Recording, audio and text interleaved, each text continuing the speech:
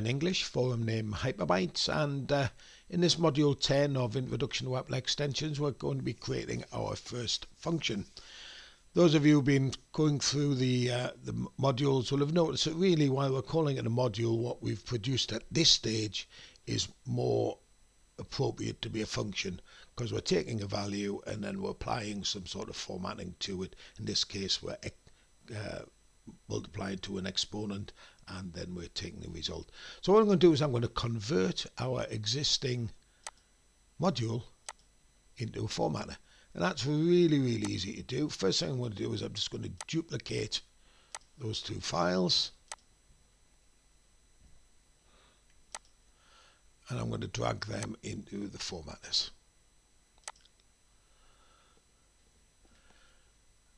Let's pop in the hjson file. What are we going to do? Well, first thing we're going to do is just change that initial statement there and make that method. What else? We don't need a data schema anymore, so we can get rid of the data schema. It doesn't need a name. We don't need the my data option, because that is passed from the calling value when that's going to be, this format is going to be applied to. We don't need that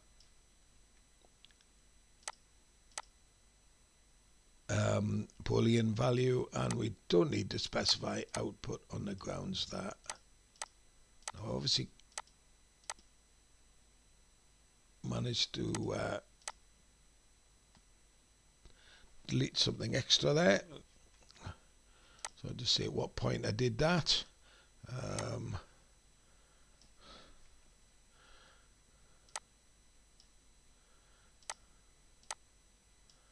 Obviously deleted a.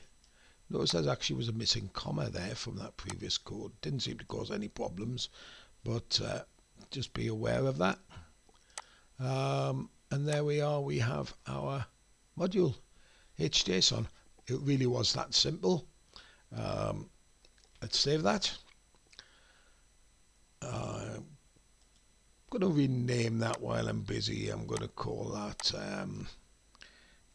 x2n. I would if that worked.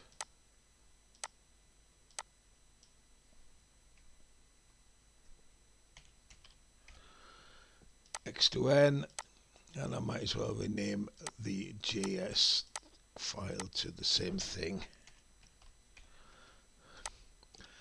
Right, obviously I haven't touched our JavaScript yet, but I'm just going to restart and just make sure that that does load up as we expect as a new function. So let's just create a new API action, my formatter. Let's add a set value, and we'll call that base number.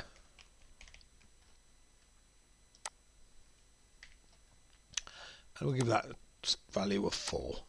We'll output that so we can see what's happening. And then the next is we're going to go into our tutorial modules. Sorry, we're not. We're going to add a set value. We'll call that result.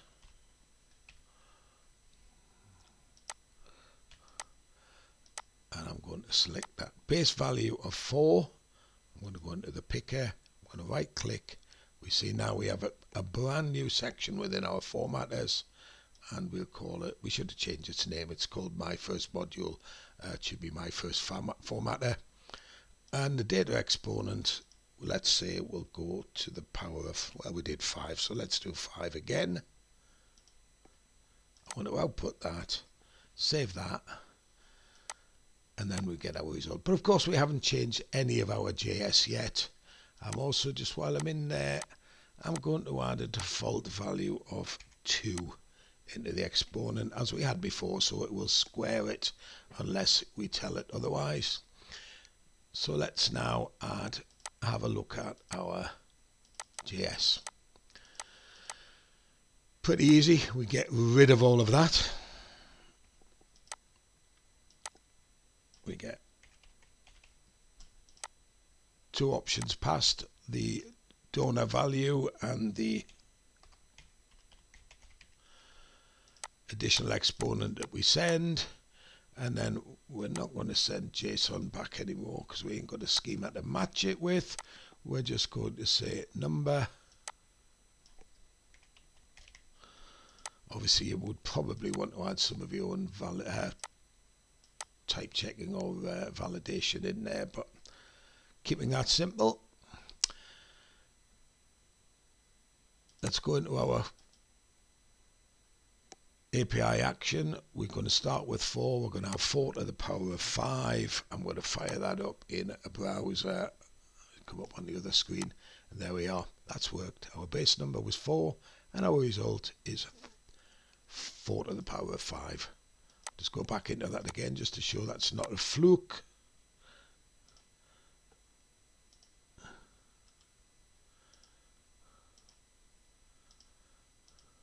Let's make that 4.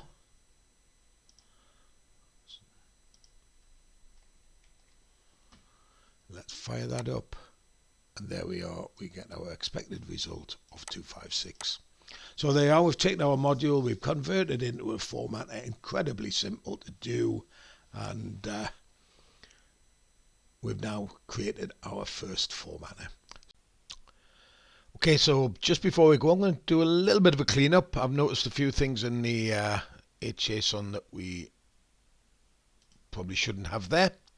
Let's pop in there. If you remember, these are actually relevant to modules but not formatters. We can actually get away with this in JS environment, but quite bizarrely, if you leave those lines in PHP, it will break your formatter. And I think we should really export here,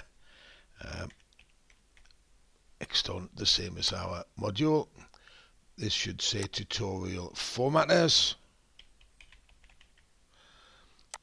and it should be my first formatter.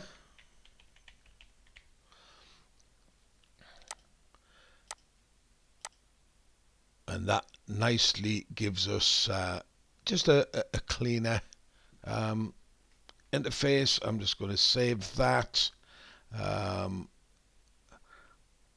I'll just do a quick, I'll just pause it, I'll do a quick restart.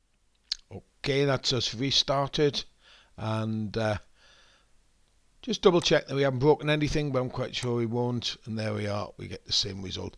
That's a little bit cleaner now because the interface should read correctly, and say those 2 lines that I took out are fine in Node, but say would break your extension within the PHP. So thanks for joining me, and hopefully you'll be with me on the next module. And come back.